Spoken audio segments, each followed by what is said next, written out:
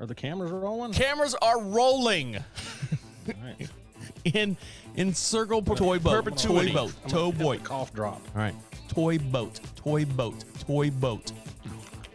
She stood upon the balcony. Mini motors, mini motors, mini motors. She stood upon the balcony, mimicking him hiccuping and amicably welcoming him in.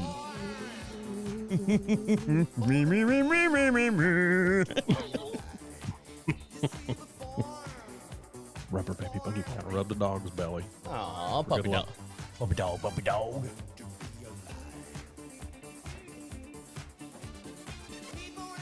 right, Daddy's got to make $8. 52 cents. Welcome back to Between Two 50-Year-Olds. I know it stinks. Sorry about that. Stinks. It's sweaty. You don't know whether you're going to make it. Sorry about all the loose hair on the floor, too. Oh, it's okay. All right. Here we go. Are you just trying to navigate adulthood in a world that still expects you to have it all figured out? Welcome to This Is 50 with your hosts, Travis Holmes and Shayne McManus. Shane, Travis, how are you? how are you? I'm good. I'm getting along. I'm good. I'm getting along, too. I'm having a hard time breathing out there with this stupid forest fire or whatever is going on up there in Canadiaville. What are they doing up? What are they smoking up there? I don't know. It smells like maple syrup and dead animals or something. I don't know. They got a fire going on. I don't watch the news, so it's depressing. So I don't watch the news. I've seen all the crazy stuff with the pictures in New York with all the smoke and stuff, but I don't know I don't know what's on fire. The woods. And they're saying it's always different. It's different from the. Really? Yeah, the whole entire. Do they have better wood up there? Or? They have Norwegian pine up there, Shane. Norwegian pine. Because the news. I mean, I haven't listened to the news long enough. I've just seen a couple little blurbs on it, but they're saying that this is more intense than California fires, and I'm like, well, are they burning real wood? You would think with California you would think with all the California fires that they would run out of fires. They would run out of wood for fires, you know. Well, they just rotate their fires around, so as soon as another area grows back up, then they'll light it on fire too. You guys got insurance over there in West Side Beverly Hills? All right, light it up, Joe. Light them up. Let's go. Let's burn them down. Well, one of the things that I know helps with like the smog and shit in the air is rain, and putting basically moisture in the air. But we don't have any rain or anything. Well, we had rain the other day, but hasn't been like any moisture and stuff in the air to get all the pollen and shit out of the air. Rain or water or whatever. Well, this is nothing compared to what is going on up there. Well, it must be it must be ruining your thing sitting on the back patio and stuff. Well, I mean, it's not ruining it. I mean, I tried I tried to do like an intervention here. Intervention? My a patio intervention. So my patio is that's where I go to escape. It's your retreat. Yeah, we all have that. Yeah. Mine is right here. I've got, yeah. So I've got a nice gazebo back there. I got a hot tub. I got speakers up in the gazebo. I've got fans everywhere that rotate around and shades and this and that. But the problem is it gets so damn hot back there. We have no trees to shade everything. Yeah, you're like in one of those developments where they basically they take the woods, strip all the foliage, all the woods, all the timber out of it, and then plant houses, and then stick like this little twig in the front yard. Oh, you want the expensive landscape? Well, you get 2 twigs in your front yard, and you got to wait 20 years for those to grow. Well, we had a tree line back behind us until they stripped that down and then built houses there, but we just get direct sunlight on the back. I mean, it fades everything. Nothing lasts. That'll only last for a summer. Then we have to go replace it. But, with all this smoke particles and crap you're talking about, the rain, I was thinking, well, how can I cool it off a little bit more? I've got shades, I got fans, but it's still you just circulating hot air, you know? Yeah, I guess. So I wanted to try to put something back there that was, some sort of, so I ended up putting in a mister. So I was trying to figure out, do I want to mount one to the ceiling? Do I want to get one of those that mounts to a fan? And you know what I'm talking, you know what a mister is, right? Yeah, yeah, they have opposite of a man. a mamster. No, in Universal Studios, they do that all the time because in Florida, that's where I'm born and raised, Florida. The lines actually have these nice brass fittings on the fans. And as the water comes out, it kind of just basically just puts this nice coating of water all over everybody. But I mean, it's nice and cool out there, especially in August. Well, so here's my experience with this, and I've had one before, but I didn't really use it. But it kind of, like you were talking about with the smoke, it kind of tamps things down a little bit. Right. And it'll bring the humidity down just a little bit, especially if you've got shades down or got it enclosed or whatever. But so anyway, I decided to mount one to the ceiling of my gazebo. Now, is it just a water line or what is? Yes. Okay. Yeah, it's very basic. It's just a water line, and I've got it held up there with wire ties, but I've got the nozzles pointed. Right in the middle of it is a fan that blows straight down. Then off to the side, a ceiling fan or one of those metal like patent fans. It's like that, but it's made for a gazebo and it has a grate around it. Okay. Like a wire cage or something. But it's a hanging fan, but it's for patios. It's specifically for what it's doing. Okay. Then I've got one that mounts on a pole that oscillates. So my thought was, okay, I'll put this mister up there. Then, the mist will come down, the fans will catch it and distribute it everywhere. And everyone's happy. Everyone can breathe fine. And yeah, everybody's happy. So I think I paid $20 on Amazon for it. So I didn't invest too much money in it. So I got it hooked up, got everything running. I'm like, okay. You shorted everything else. All the GFIs tripped. Yeah. So I'm going to fire this thing up, Well, I didn't read the instructions. I mean, why would you read instructions for something like that? We don't need instructions. It's just a fucking mister. Yeah, so I hooked it all up. Well, if I'd have read the instructions, I would have realized that there's a little rubber O-ring that you're supposed to put into the connection from the water hose to the mister itself. All right, Shane, hold on. I know that anytime you hook anything to a garden hose, it has to have either that flat washer, a hose washer, or a round ring washer. You just connected it willy-nilly, raw dog, metal to plastic, and you'd expect it to seal? I did not put a condom on it. I just assumed that it was in there. Now, I realize that it needs to be in there. I just assumed it was there, so I didn't bother to check it. I just hooked it up. Were you drunk? No, actually, I was not drunk. I was hammered. That's probably why I did it wrong. I was shit-faced is what I meant to say, Travis. Well, like I said, if I was drunk, I would have probably hooked it up properly. But so the connection is hanging off the top. Anyway, make a long story short, I'm like, okay, I'm gonna go turn this thing on, let it get brewing, let everything get going back there. And I don't realize that these misters soak everything anyway. Uh-huh. So, but I'm figuring, let me turn it on, let it run for 10, 15 minutes. It'll act like an air conditioner or a heater, just let me give it time to cool down back there.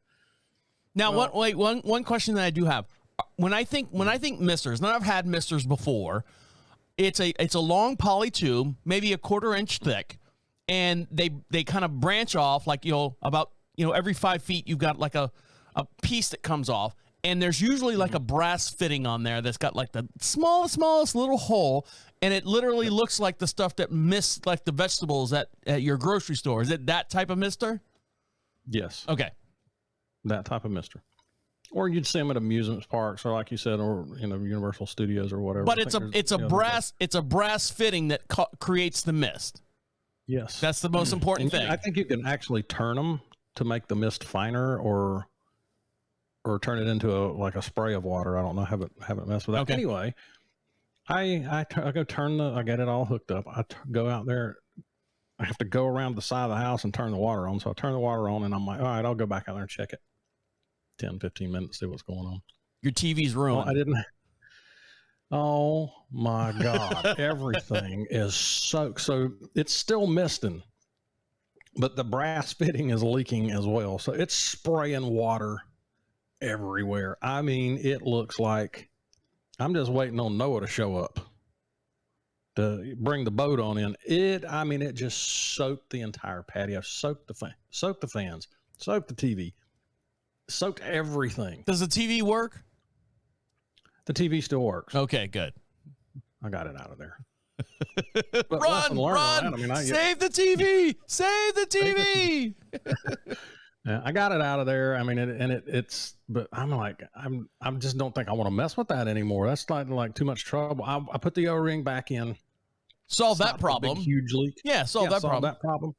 But it's still soaking everything back there. But I never thought that something like that would happen. And I walked away from it. And I'm telling you, Travis, it was just pouring water back there for a good 15 minutes. Here's the thing. First mistake. You didn't do the O-ring. All right, you acknowledge that mistake, right? Right. The O-ring and the connection for the garden hose. Second mistake is, once you got it all hooked up, you turned it on and said, it's good to go. Yeah. I'm okay with it. Walked inside, had a TV dinner, and then waited 15 minutes to go back outside and check it.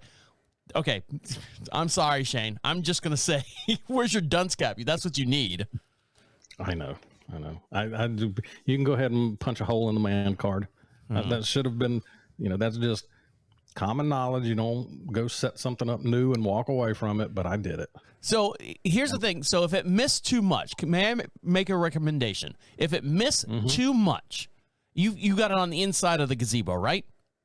Right. I would mount it to the outside of the gazebo and let it cool the air around the gazebo and let those fans pull that cool air into your gazebo. I'm no, landscape architect or anything like that. I'm not a city planner, but I'm just saying that would make more sense for the amount of water coming out of your misters. Yeah, I'm probably just going to rip it down and forget it. Stomp on it. Yeah. Fuck it. Here's a water bottle. Spray yourself. I'm going to hang myself with it. With the No, don't do that. With the tube. I don't know. I wanted to give it a shot. It was cheap. But how do you keep it from just soaking everything? After you fix the main after you fix the O-ring problem. Yeah.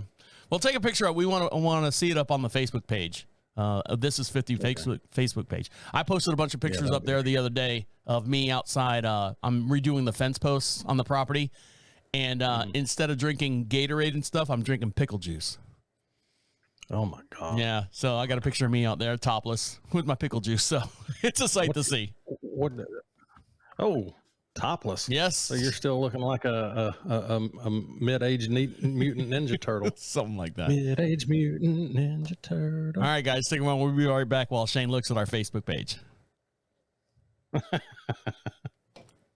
you see it? The Facebook page? No, I thought you were going to the Facebook page. Never mind. I'm going now. Oh, okay. I can't ever find it. What is it? Thisis50.com? Oh, Facebook page. Sorry. Yeah, Facebook. So how do I search for it? Travis Holmes? First of all, Shane. Yeah.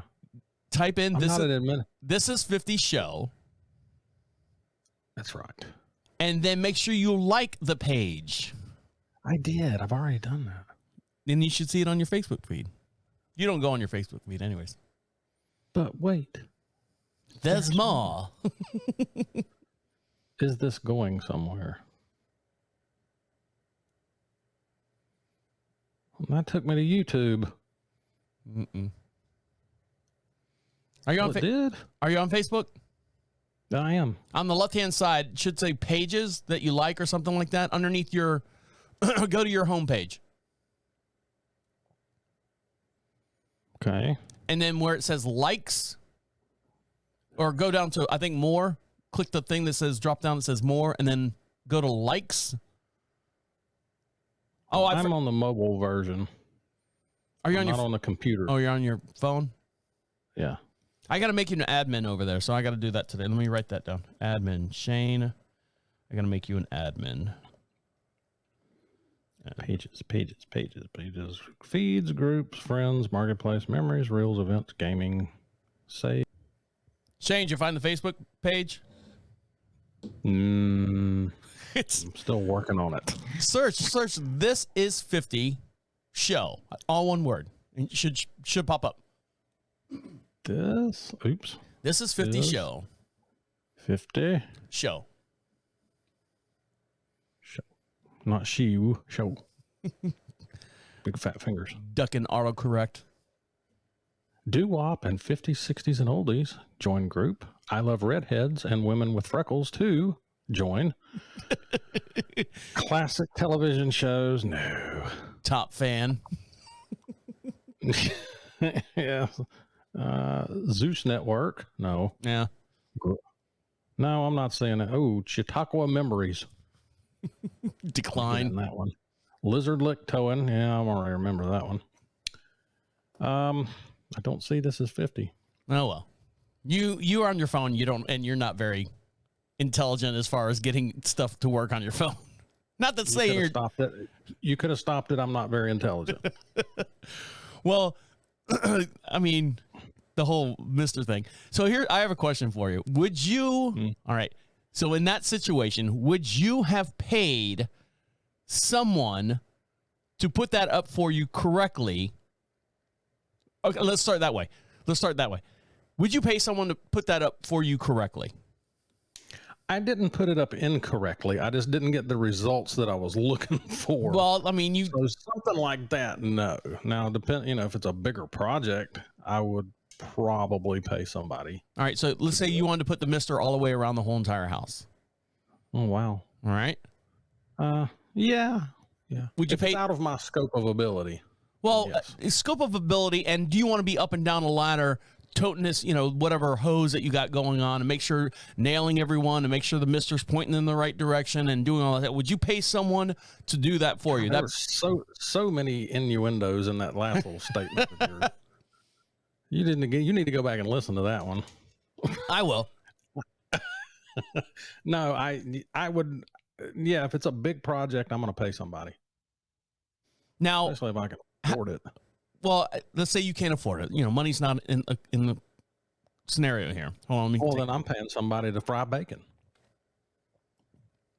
No, not fried bacon. So, how do you feel if someone was to say, I charge X amount of dollars per hour to do a job? Let's say, hey, I want this mister put all the way around my house. I want it on all the roof vents, all the ledges of my house. I want it on there. I want it to mist my whole entire yard. I want it to mist my house. When I come out, I want a nice, cool outside. And these misters are going to be on my house. And the guy comes up and he goes, all right, I work $100 an hour. And then you go, and then you ask. Well, the first thing that comes to mind is this person going to work slow so they can get paid more? Okay. Are they going to work efficiently, or are they going to work fast? Okay. I would rather pay. I'd rather pay for like the project itself. Okay. And not hourly. And why would you pay for the project itself? Well, because like I said, they might work slow so they can bleed more money out of you. Mm-hmm. It might, take them longer. But if you pay by the project, there's a trade-off. If you pay by the project, then they may speed it up and not do it right. They may cut corners. But let's say the work's guaranteed for 1 year, no matter whether it's the hour by hour job or by project job. It's everything. All the work is guaranteed for 1 year. So I'm paying by the project then. Yeah, the quality is out of the scope. Yeah, I'm not paying anybody by the hour. Okay, so what if? And I'm speaking because I'm having a hard time dealing with this right now. There is a person that I've asked to do some work around here at the house, and this person wants, X amount of dollars per hour. And I'm like, but you're not a professional. You're just, you're a handyman. And I'm like going, well, if you pay them, like you said, an X amount of dollars per hour, and you don't know what you're doing, then I'm out. I'm out more money. But here's where I'm getting at. So let's say, to put the misters all the way around your house, I mean, the total circumference of your house. Guy comes out, and he goes, that'll be $2,200. And you go, okay, that sounds, let me get a couple more estimates type deal. You know what I mean? Mm-hmm. Let's say another guy comes out. He goes, well, I can do it, and I'm going to charge you $100 an hour, but it's going to take me 3 days to do it. So you're thinking like 3 8-hour days. So now you're at what, $2,400? But let's say for whatever reason, the $100 an hour guy gets it done in 2 days. Well, it's a chance you're taking. So are you more apt to pay for the end project? Like, you have a price in your mind. I want this project. I want these misters on my house, and I want this project to cost no more than $2,300. And the guy comes in, he goes, well, I can do it for $2,200. And you're like, great. But then, like, your cousin goes, well, I can do it. I want $100 an hour for it, and it's going to take me 3 8-hour days. So that's $2,400. So are you more apt to go with the guy who gives you the bulk price, and the guy who does it for $2,200 might take him 4 days? Yeah, when I've budgeted, I'm okay with paying up to the budget. I don't want to go over. Right. But, it's kind of that same thing. Like, well, I paid this guy X amount of dollars, and then you run across somebody who goes, well, I could have done it for you for $500 cheaper. Well, that sucks that I could have saved $500, but I'm willing to pay up to what I've budgeted, not because you're taking a chance that I might save some money. So what if you might save some money, or you might get screwed out of more money? So what if the guy who's doing it for $2,200 was able to do the whole entire job in 6 hours? Sure. I would rather pay the set price. The set price. And what if, and of course, if it took him any longer than that, then that's on him. He's already made the price and stuff. So that's the dilemma that I'm running into right now. A friend of mine, I've tried to help out for many years. He hasn't had a job since COVID, and I've been dealing with him and trying to get him a little bit extra money. Trying to have little short jobs here and there, here and there. And the problem that I'm running into is that he's talking to his quote unquote contractor friends. It says, well, I should be charging you, $3,500 for this, but I'm only charging you X amount of dollars per hour. And I'm like, I'm not hiring you to do contractor work. I'm hiring you as a friend to help you out. Don't sit here and think that your work is contractor grade material type stuff. So I'm having a hard time dealing with this guy right now. So let me ask you a question. Well, let's leave names out of it. Well, leaving names out, but have I had dealings with this person before? Yes. Okay. Got it. I got it. Okay, so you see where I'm going with this. Yeah, I don't think that this person obviously does not know how to negotiate contract kind of stuff, and he doesn't. So you've had experience with this person too. Yeah. And your results that you had, what was your experience with working with this person? Well, it was pretty much the same. We had talked about, okay, you're going to provide a service for me, and in order for me to be able to do what I need to do, I'm expecting your service to be a little cheaper, but I'm going to throw more at you, so to speak. You're going to work in bulk, and in return for you working in bulk, then, I'm going to supply you with steady work in return for that to work for me, right, my price. Then I'm going to need you to, cut me some decent, So go ahead. In other words, don't charge me, you're going to do, let's just say you're going to build something for me. You're going to build 5 of these, and but you're going to charge me the same price you would if you only built one. Correct. So yeah, and I understand that if you're only building one, then your profit needs to be higher. But if you're building 5 or more, then you can come down to make it. You know what I'm saying? Yes. In a supply chain thing. Correct. So that's what I'm dealing with right now. And I love the guy to death. He's a great guy. He's a great friend. But I think his negotiating skills, or what he thinks he deserves in his mind. Now, I hate to say this, but I don't think he's the one driving the ship, because there's someone in the background that's saying it, you shouldn't be doing this. You shouldn't be doing that. You should get more money for this. You should be doing this. And I think that he's listening to that person, and it's affecting his friendship relationships and also a business.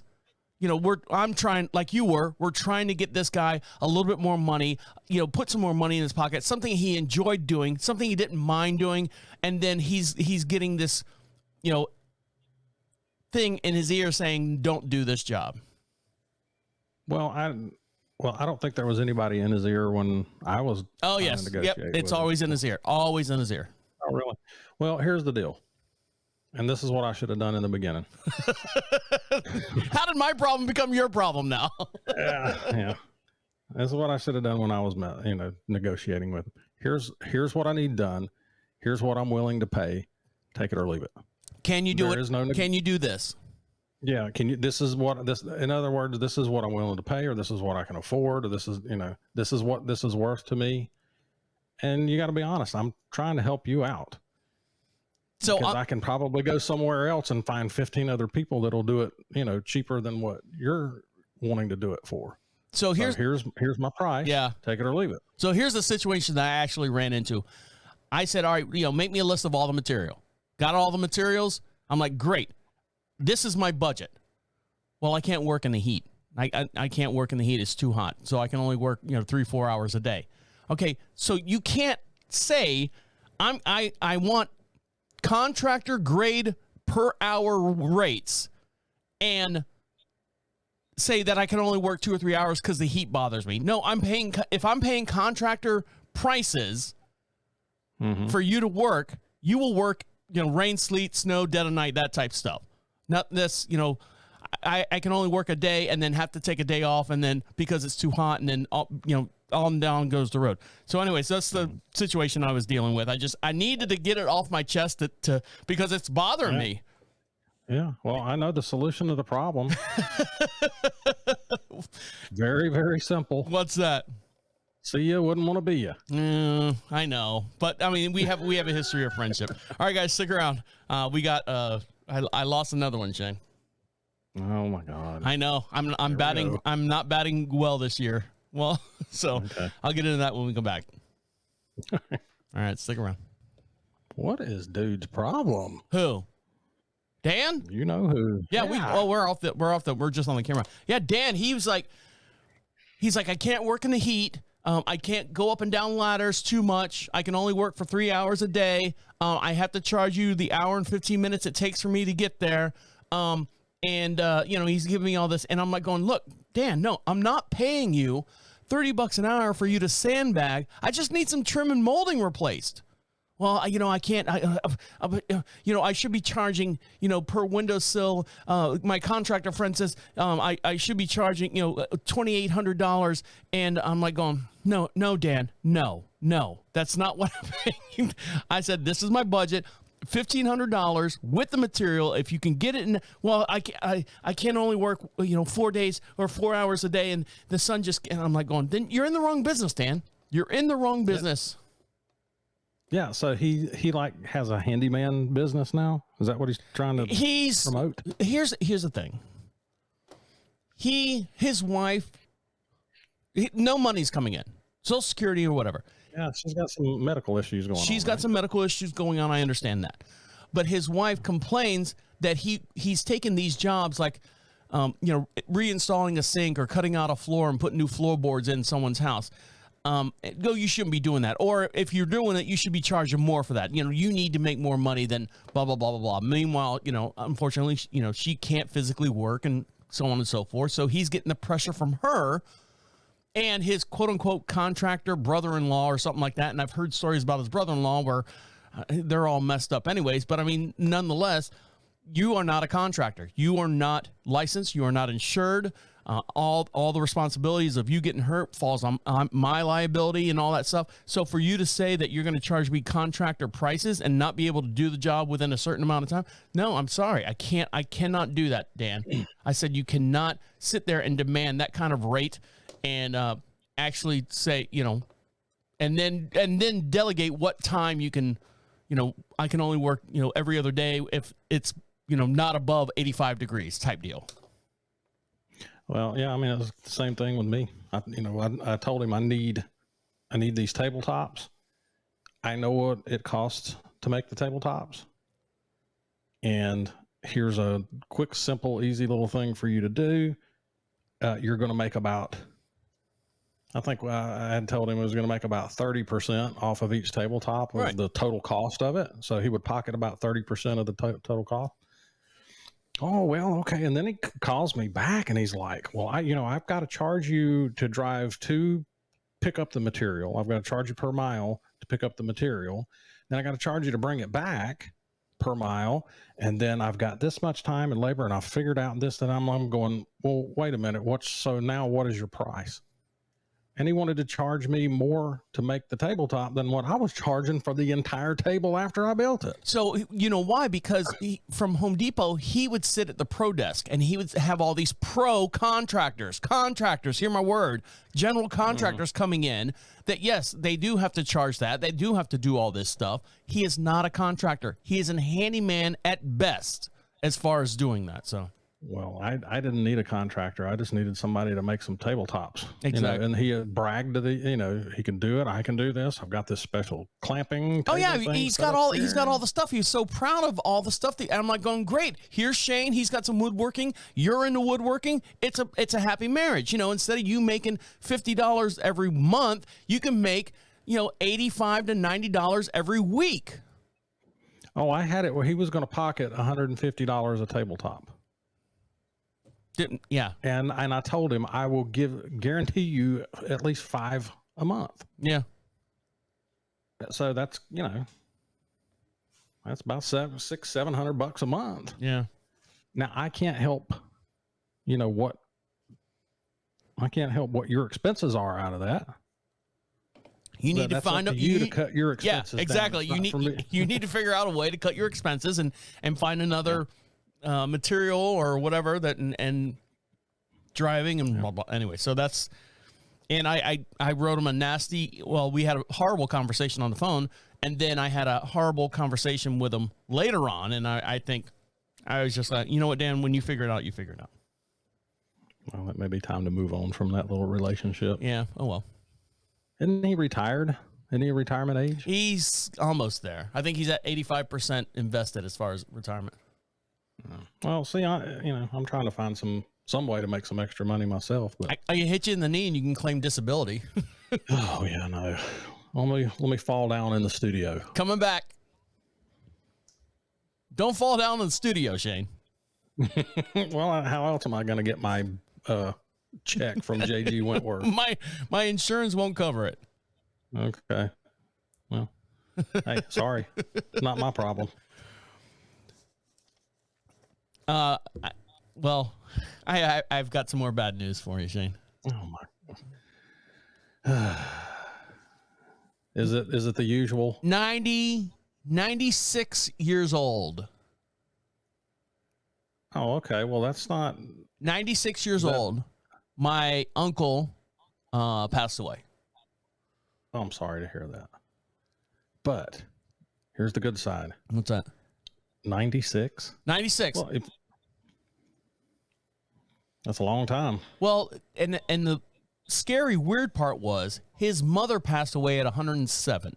His grandmother passed away at 110. So the whole entire, we heard these stories of growing up. Now, he's from Albany, New York, which is up in UP, not UP, but the top part of New York, farm country up there. And Upper Peninsula for you people right that don't know. You ding dongs that know how to put up a mister.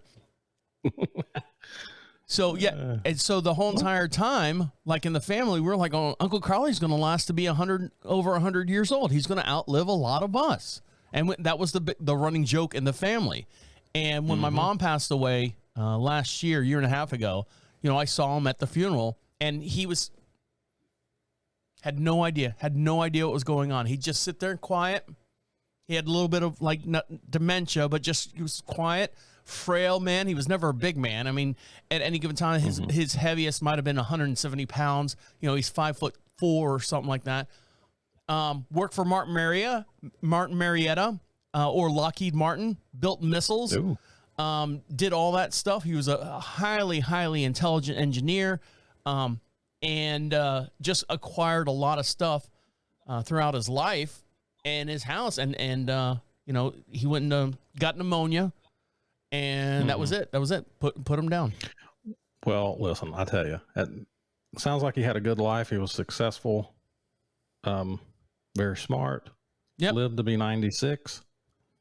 He's doing probably way better than 95% of the population ever will.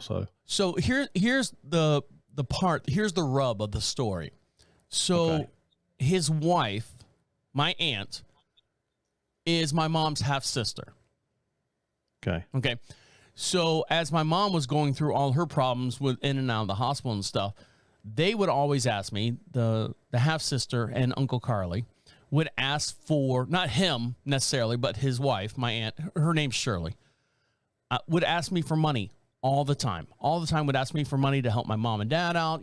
Can you do this? Can you do this? I'm like going, look, I'm not an ATM, and you guys are retired. I hate to say it. You are immediate family. I am the son. Granted, I'm the son, but am I wrong for saying don't rely on me for money? If you're the one, this is your sister. This is, I don't know. I might be wrong on that, but are you asking my opinion on that? Or you yes, just I wanna am. Gloss over it.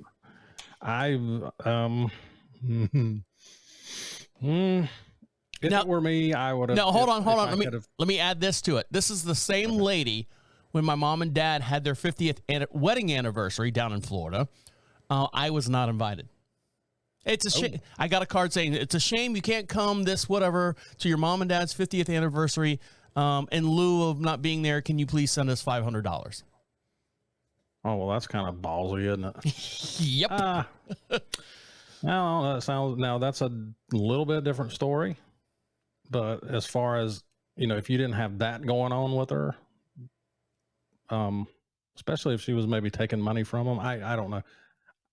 I would feel an obligation to take care of my parents if I could afford it.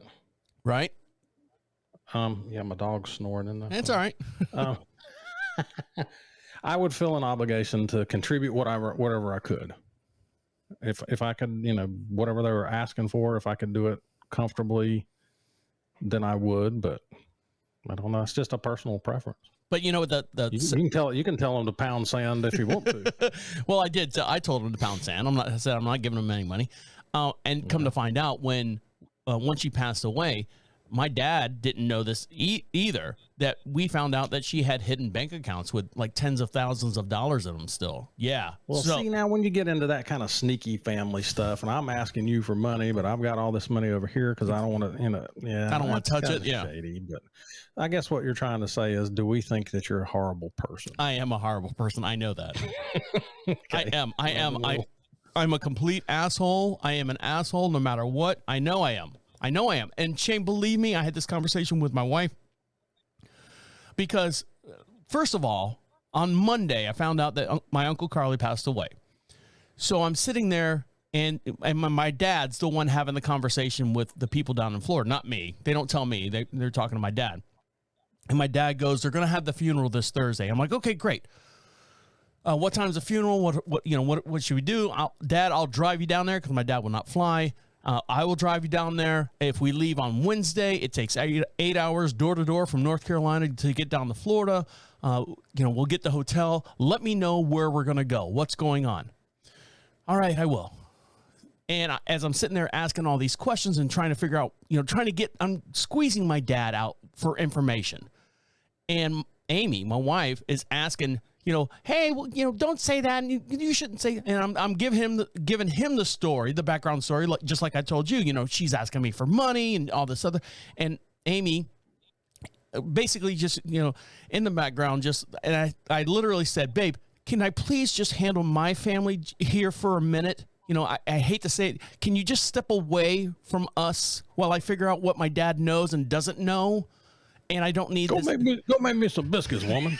That's what I was saying. But I said that, and of course I had a couple beers and stuff, but I was getting so frustrated because my dad didn't know, and Amy's sitting here, and Amy's she's a very, very much an alpha female.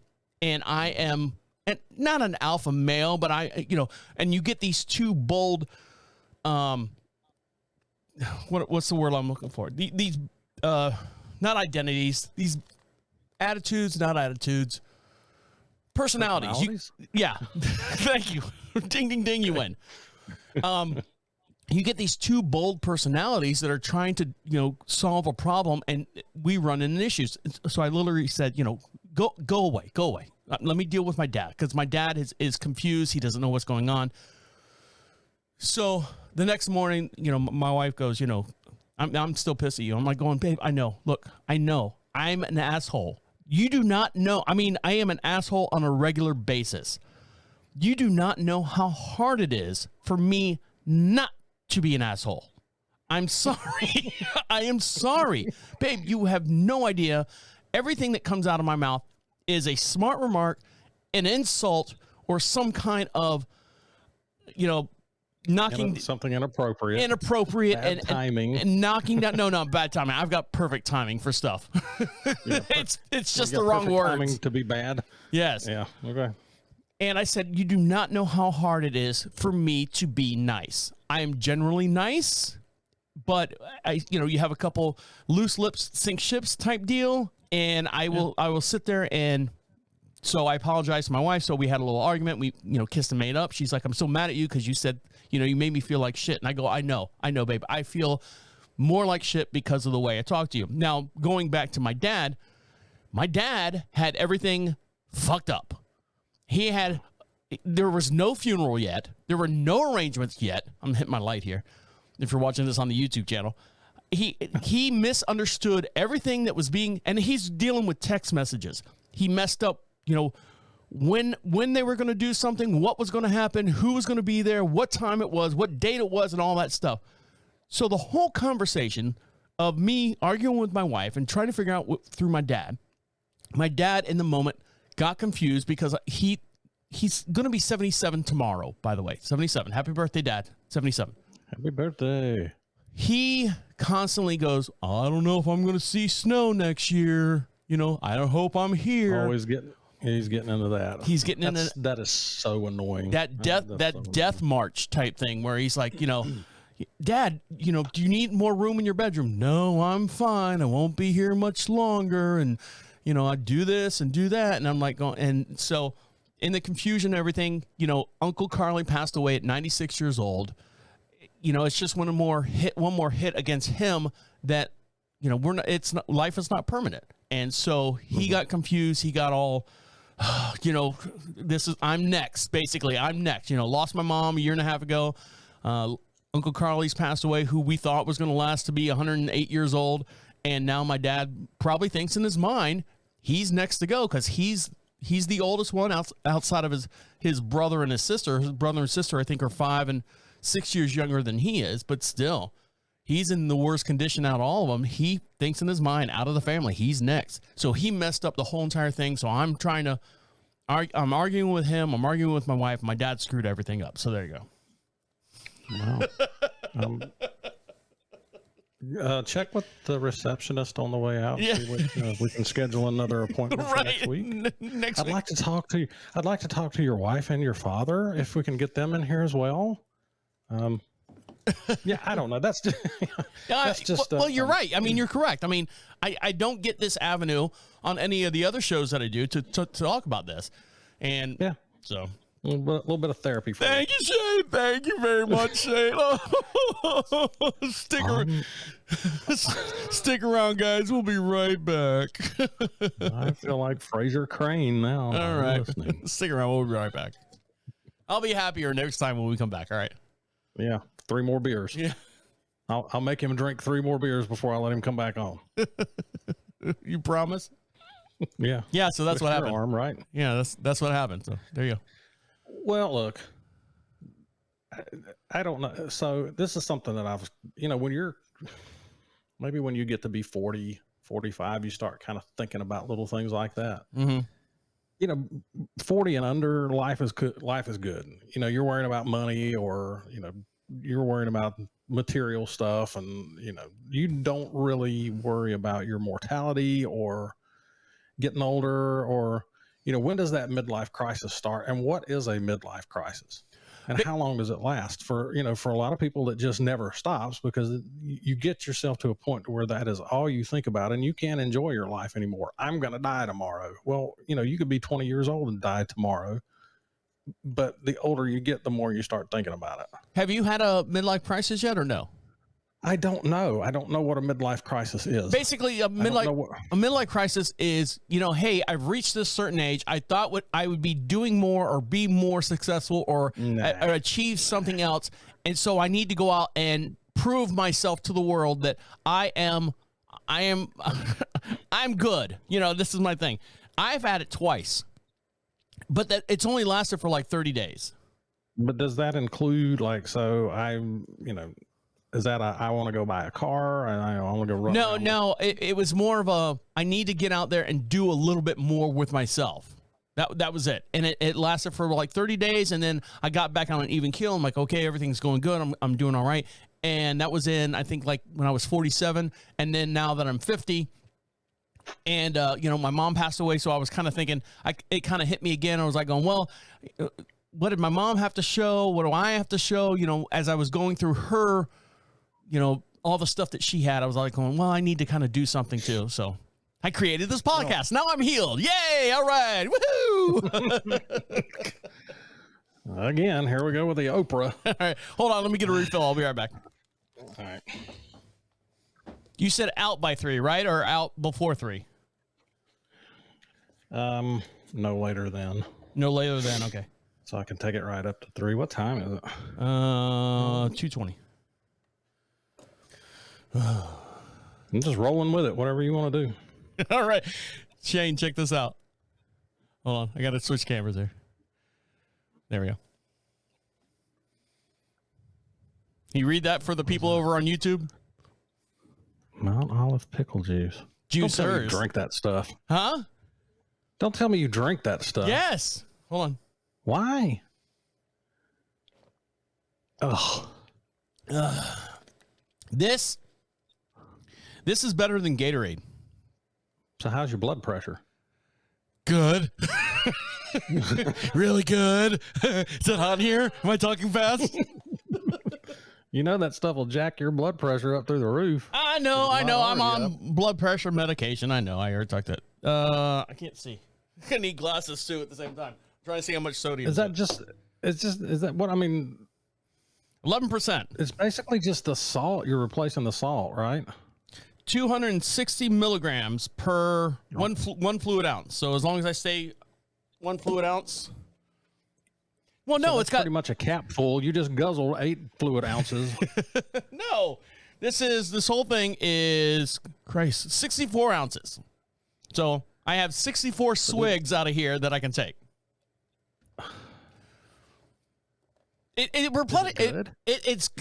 Do you drink pickle juice at all? Have you ever had pickle juice? No. After a long day of, I say a long day, listen to me. After a long day of drinking beer, there's nothing that satisfies my thirst at the end of the day than pickle juice. That's P-I-C-I juice, or so I forget how to spell it. So is that supposed to counteract the effects of beer, or?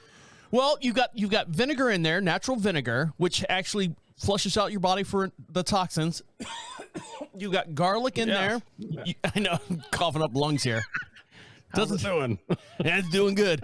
It's got sodium, which replenishes, because when you pee out all the stuff. You pee all the salt in your body and stuff. And it's good to have, if you look at like Gatorade, there's a lot of sodium in Gatorade as well. Unfortunately, Gatorade's got a lot of sugar. This is like sugar-free Gatorade plus vinegar. Yum. It is yum. Why wouldn't you just drink sugar-free Gatorade? Sugar, it's lacking something. Well, I mean, Gatorade doesn't have a strong, heavy taste to it. It's like whatever it's flavored as is just a hint of. I think it's missing something. I get more hydration out of this right here than I do out of Gatorade. Now, don't. So is that jug what? So what is that jug's original purpose? Is it for drinking or is it for cooking or pickling? It says right here, great for marinades. Okay, yeah. Number two, marinating yourself in it. Number 2, sports drink. And then number 3, this could be your secret ingredient for, like, if you're going to make something right there. Let me put that. See right there on the camera? Yeah. It says marinades, sports drink, and secret ingredients. Now, I've seen diehard gym rats at the gym doing you ever seen the 5-hour energy drinks? Mm-hmm. They're called pickle shots. And it's highly concentrated pickle juice that they will take after a workout. Okay. I stand by Whatever.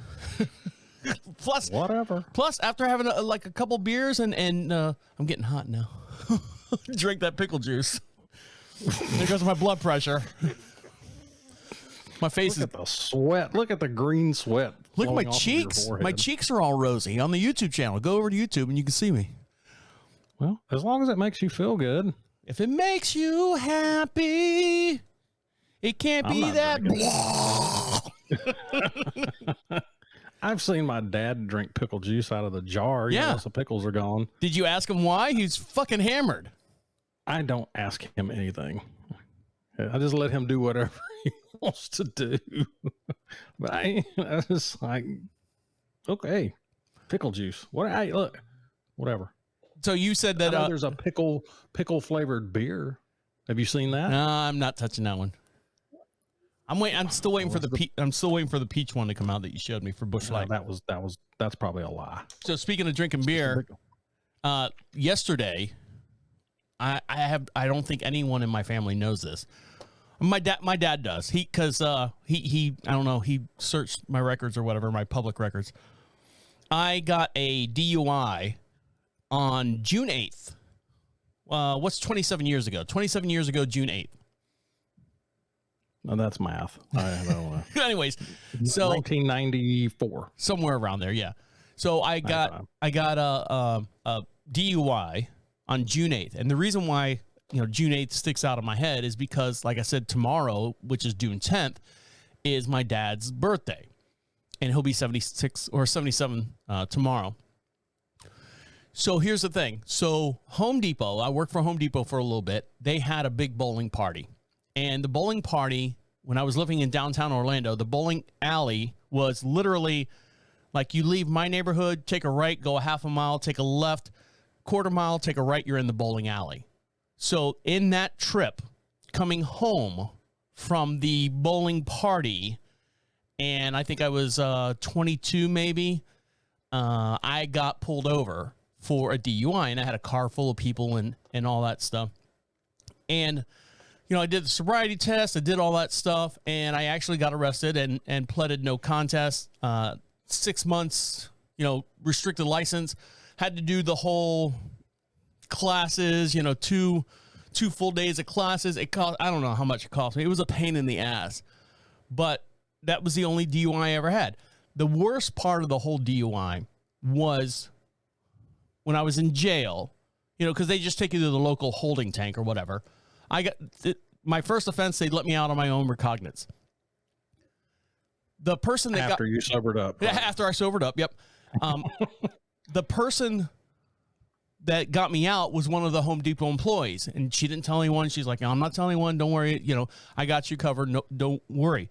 She said, "You need to get a lawyer," and I go, "Why?" She said, "The only reason why the cop pulled me over, I didn't do anything wrong physically driving, was to get into my neighborhood. My neighborhood had a front entrance, with the big bricks and stuff in the front, welcome to Shady Oaks neighborhood." Mm-hmm. The back entrance was an afterthought. So it wasn't really, it was concreted, but it had like these big gutters where the water would run for the street. And if you ran over him, any speed at all, you'd bounce around the whole friggin' car. So I took the turn really, really slow because I knew that these gutters were really, really deep. It would have screwed up my whole entire suspension. Went over the gutter, and then turned right into the neighborhood. The cop pulled me over because he thought I took the turn too slow and too long. Didn't know that was illegal. It's not. It is not. But scared, 21, 22 years old. I'm on my own. I got my house here. I just moved in, having a good time with my friends. I got scared and just went with it. And just basically, I'll pay whatever. Just, I need to get out of here. I need to get all this done because my dad was having a birthday party, the next day because I got out of jail the next day after the 8th. And I wanted to go to I don't want to miss another opportunity to drink. Right. And so I went to the party. None was the wiser. No one knew anything. So I just want to say every time June 8th comes around, I always think about that day that actually happened where I got a DUI. Have you ever been pulled over for anything like that, Shane? No. I mean, that sounds like that's your dirty little secret. It is. Wow. No, I have always been, I know you're going to laugh at me. You tell me I'm stupid. You're stupid. Maybe not. I have always been a big stickler about drinking and driving.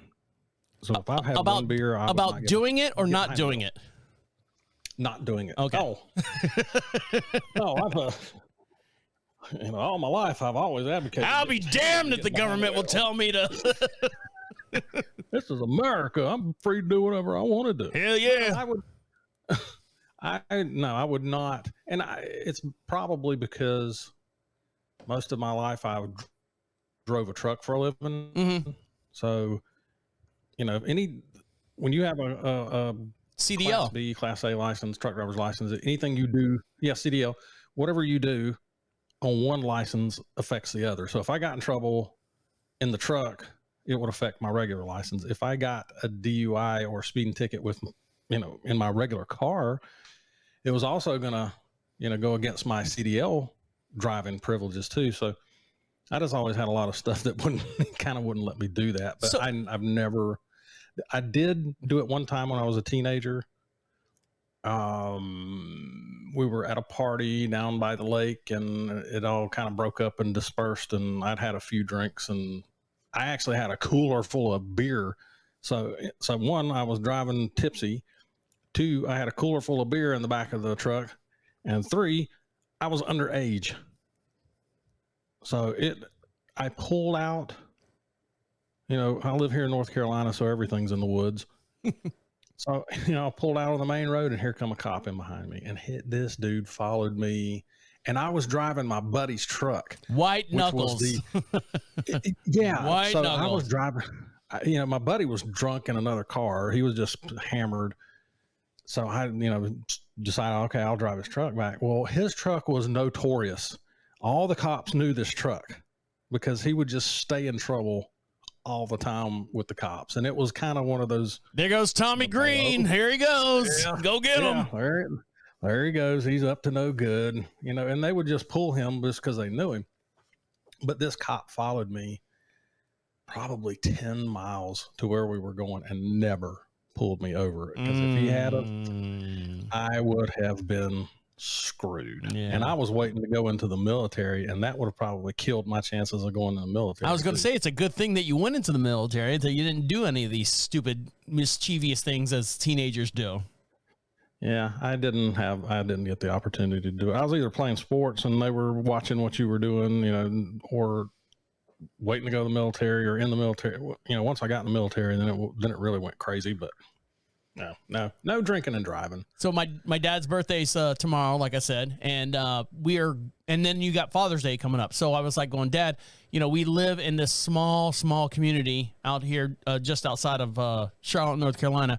Father's Day at all the restaurants, like the 6 restaurants that we have, is going to be jam-packed. I said, and your birthday's tomorrow, so let me take you out for lunch for your birthday, and then I'll make you a dinner. I'll make you, for Father's Day, I'll make him a dinner. What do you want from Arby's, Dad? Yeah, let's go to Arby's again. No, he wants, I said, Dad, I'll take you out for your birthday dinner. And then for Father's Day, I said, what do you want? I said, we'll make whatever you want. He wants country steak is what he wants. And that's with the brown gravy, where you take the cube steak and you pound it out, and then you dip it in flour and you fry it a little bit, and then you put it in the crock pot and pour gravy over it and just let it sit and go. And I'm like, that's what he wants. And I'm like going, I'm fine with that too. I'll make that for you. I'm like, don't you want like a ribeye steak or some kind of high quality meat or anything like that? I said, they got that that Wagyu beef that's out there. And he's like, what, Wagyu who? Was that, a fish or something? I'm like, no, Dad, it's not a fish. So, where could you, well, okay, now hold on. What if he took you up on that and wanted Wagyu beef? Where in the world could you even buy that out there? There's over in Ballantine, and that's Ballantine with a B for everyone listening overseas. There is a meat market that specializes in specialty cuts of meat. And Wagyu beef, and is it Kobe beef? I think Kobe is now allowed here in the United States now. So it's a grade of Kobe beef. There's like A, B, C, and F. I don't know what they've got, but us as Americans wouldn't know it. But yeah, I forget the name of the place, but it's somewhere in Ballantine. They've got a specially cut meat place. And the cool thing is, some places like that will actually serve you like beer while you're there, so you can get drunk and pick out your whatever Wagyu or Kobe beef steak that you want. Get drunk and pick out the most expensive cut they've got. That's what I want. Don't tell me no different. I wouldn't mind trying some Wagyu. I don't. Over there. That's the butcher shop calling right now. Yep. Telling me that Mr. Shayne, your order is ready. Yeah, I've always wanted to try some Wagyu. Don't they feed those cows like beer and massage them? And I don't know how they do it, but it's so fucking expensive, man. I can't. I would rather have a Salisbury steak than Wagyu beef, unless someone bought it for me. I'm not saying that, Yeah. Well, I can take it. What does it cost? I mean, how much is Wagyu per pound now? I want to say it's like $49 per pound. Well, that's not bad. Not bad. I mean, I thought. I'm thinking. Hold on. I'm gonna look it up. $500 a pound. No, hold on. How much is Wagyu? Let me look. Don't know. Wagyu beef. Go ahead. It's probably more expensive over here because I got to ship it. Or now here's my question: when you buy Wagyu beef here, is it shipped over from Japan, or is it Wagyu cows? I don't know what kind of cow it is that they. It can get as high as $200 per pound, while you can get it the rare steak, which is olive Wagyu, which is between $120 and $300 per pound. The American Wagyu beef costs anywhere from $10 to $15 per pound, depending on where you buy it. So I guess there is a overseas Wagyu, and then the Wagyu that you get at Arby's. Yes. Well, there's a counterfeit Wagyu. So what I understand is that, like over here, right here we go with cow talk. This is farming. You ought to know what's going on. Meat talk.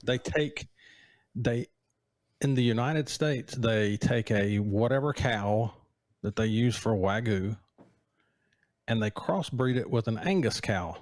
So, Angus cow that's what, anytime you go to the store and buy a steak or whatever, that's what you get as Angus beef. That's our premium beef. Yeah. And all an Angus cow is a cow with a black hide. That's all it is. Really? Don't they do anything different with it? Like they don't let it walk around as much? Is it different feed? Nope. It just in order to be labeled an Angus cow or Angus beef, it has to have a black hide. It doesn't have to be a certain breed of cow. It doesn't have to be, heifer or whatever, Charlotte, whatever all those are. So does the black hide do something with the meat? For example, no. Hold on. Hear me out here. So I'm thinking like technically. So you have a cow with a black hide, right? And then you got a cow that's got like the fawn and the white, the brown and the white. Mm-hmm. Those are beef cows too.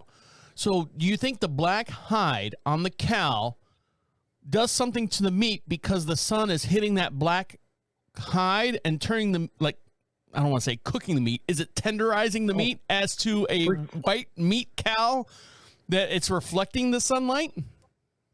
I hope that's true, because I would never in my entire life even come up with something like that. That's it. I mean, Here, buy this pre-cooked cow. It's still moving. It's still alive, but it's pre-cooked. not cooked, but it tenderizes it. Makes the muscles. I mean, you sat on a heating pad, right? Like a heating pad, right? For your back or something like that. And let's say I don't sit on a heating pad. Do you think the meat on your back would be more tender than the meat on my back if someone was to eat us like cannibals or something? I don't know. Yes. I'm gonna say yes.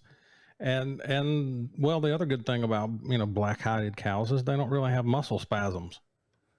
They don't have muscle problems because they were walking around with a heating pad on. Constantly.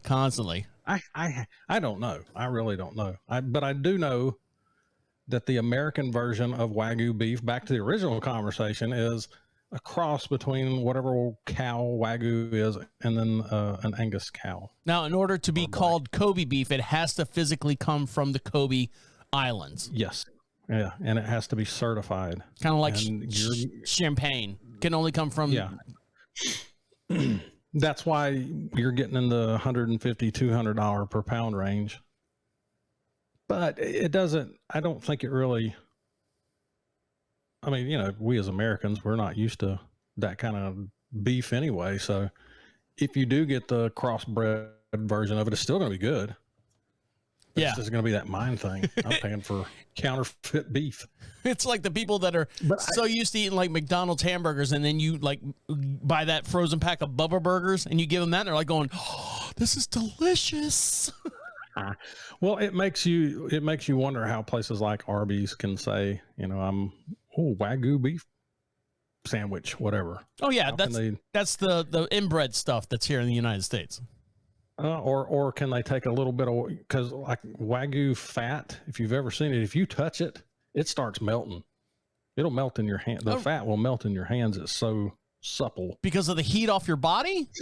Yes. Really?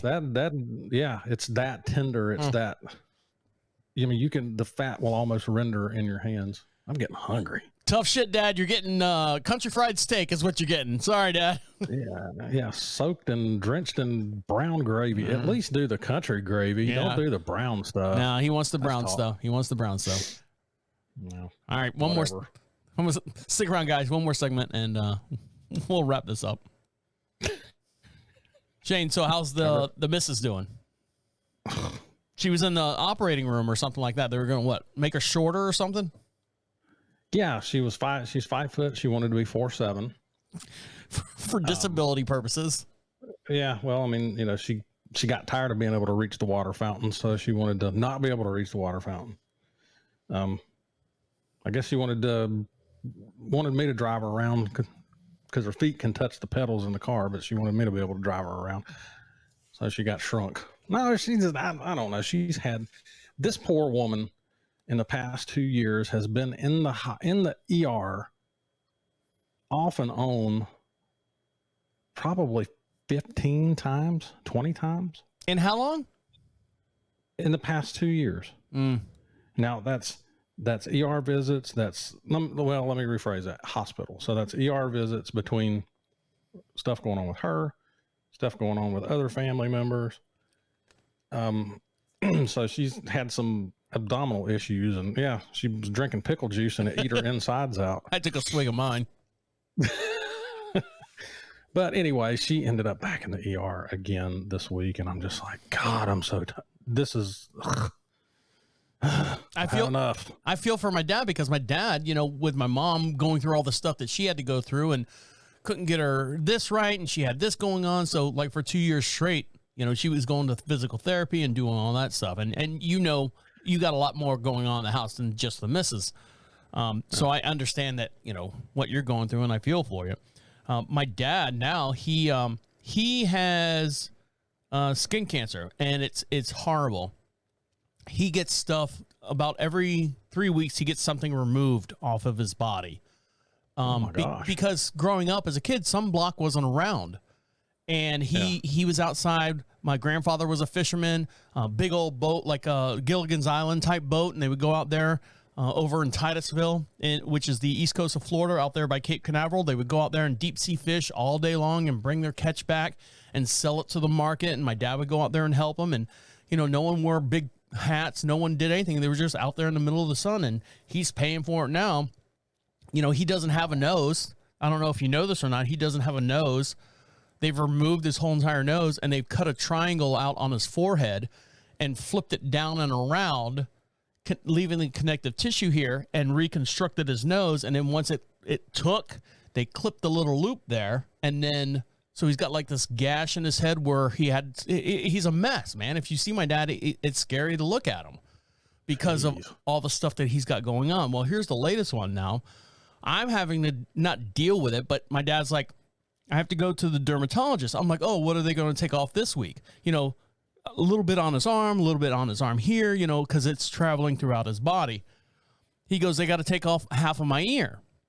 I said, okay. So he was there for 3.5 hours. And you would think, you know, they just, you know, pull the ear up, take a pair of scissors, chop, put a Band-Aid on it, and then send him on his way. What they actually do, Shane, I don't know if you guys know this, if you've got skin cancer or excessive skin cancer or aggressive skin cancer, they cut off a piece, right? Then they freeze it. They freeze dry it. And then they almost take like a potato peeler, and they under a microscope will shave that piece of ear to see if they got all the cancer cells. I guess they can see what the cancer cells look like. And then they go, nope, we didn't get them all. Cut off another piece of his ear, freeze it, put it under a microscope, and shave it and shave it and shave it. You know, I mean, razor thin, you know, shaving it. 3.5 hours to remove something that was probably as big as my pinky nail. He would sit there to make sure that they got it, you know, because the cancer is kind of like mold. You know, you can get rid of the mold on top of the bread, but it's still got roots and stuff going back into the bread. So he had all these roots and stuff still going back into his ear. And, yeah, it took him, I think he said like 6 tries to get it all completely off of his ear. So now in his ear, it almost looks like, how do I put this? It looks like it looks like someone just like scooped out maybe a dime size part of his ear. So if you got like this part right here, if you were to pinch that with your finger and pull it off, that's what's gone. Looks like all those little fish that he used to catch, one of them got out and nipped his ear off. Yeah, exactly. Like a yellow-tailed jack went up there and snapped part of his ear off.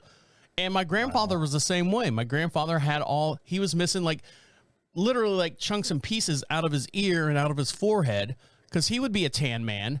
But because when they remove that part of your skin, you don't have the mitochondrions or whatever that creates pigment.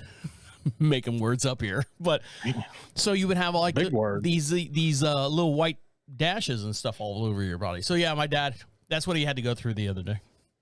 Man, sounds like he's I mean, this has been like a ongoing decades long. Decades. It's since I was a child. I remember before I moved out, and I moved out of the house at 18. His nose always bled. He always had a scab on his nose. Never mess with it. You know, nah.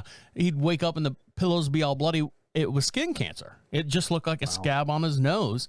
And he had one on his shoulder that was really bad. And then eventually my mom talked him into, you got that? Echo, play another song. Crazy noises over here today. Sorry. Yeah, the pizza's here. So he's missing, gross. So he's missing part of his shoulder. Like it looks like someone took an ice cream scooper and pulled out half of his shoulder, and then like I said, his nose is completely gone, and they reconstructed his nose. Yeah, he's a mess. Yeah, he's a mess. So sunblock, kids, and then you hear sunblock and all the cancers and stuff that are in the actual sunblock, and you're like going, Jesus Christ, where do I win? Where do I lose? Yeah, you might as well just stay in the house. Don't eat anything. Don't drink anything. Don't put any clothes on. Just stand naked in the middle of a room and don't move. Drink pickle juice. Organic pickle juice. No. Is that pickle flavored or actual pickle juice? What, this? Yes. It's pickle. I mean, it literally is pickle juice. Because if it's pickle flavored, it's not real pickle No, juice. It's Mount Olive, which is made here in North Carolina, and this is the real deal. Like if I get a big jar of this in pickles with pickles in it, and then when it gets when the pickles are gone, I will save that juice and drink it. And Amy's like, "Ooh," so yeah, it's just a tad bit too salty for my taste. Maybe your dad can take a bath in pickle juice. You won't have to go to the dermatologist anymore. Boil them in what is that, hydrogen peroxide or something? Just dip them in that. God bless his heart. Yeah, he's going through a lot. He's the oldest one now in the family, which is sad, but he's next, I guess. Well, he's got till 96, right? Yeah, 96, I guess. I don't know. I forget when his mom and dad passed away, but yeah. Anything else, Shane, you got going on before I let you go? No, I'm trying to figure out what to have going on. In other words, I'm trying to find something to do. Oh, what are you I don't want to do any work. Okay. I don't want to put any effort into anything. I just want to sit back and watch something happen. I don't want to work. I want to bang on my drums all day. All right. Well, you can do that. I don't even want to bang on the drums. That's effort. I just want to sit back and watch something happen. Well, go sit on your porch. Go sit in your gazebo and turn the misters on. Drench myself with my mister. You know what I'm going to do? It'll hide your tears. Maybe I can put beer in the mister. That's a waste of beer. Oh, but yeah. Okay, you're right. Scratch that idea. All right, Shane. Anything else before I let you go? Nope. Go get you some Wagyu beef. Let me know how it is. I'm not driving to Ballantyne. I'm going to pound that out and make a country steak out of the Wagyu beef.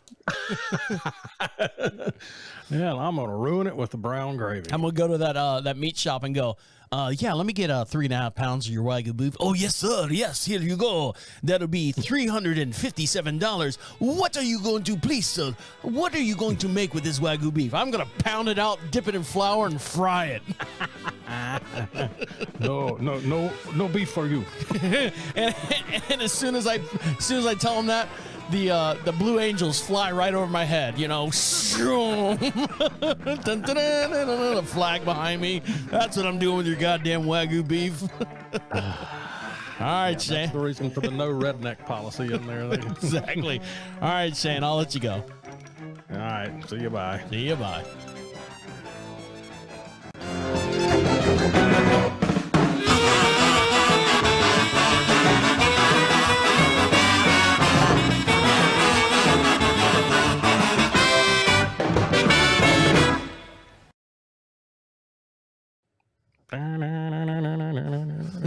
There you go. Good show, Shane. Wow, it was all right. Yeah, it's fun. It's always fun. Yeah. All right. Well, anything else you want to talk about, discuss? Nope. I just want to make sure that you're okay and you're doing all right and the family's okay. Yeah. It's so as far as this thing goes with Stephanie, did I tell you what it is? Yeah, she's got a goiter on her side or something. Yeah, she's growing a third eye. No, it's just a big thing of fluid. A fluid collection from when they fixed the hernia. Fluid fills up the space where the hernia was because the body doesn't like open spaces inside. Right. So it's just going to take a while for the body to reabsorb it. But it's uncomfortable for her. Painful at times. All right. Well, tell her I said hey. Life. I don't know what you want from me. Yeah. Tell her I said hi. Okay. Fingers crossed. All thumbs up. Yeah. Good luck. All right. Talk to you later. All right. See you. Bye. Bye.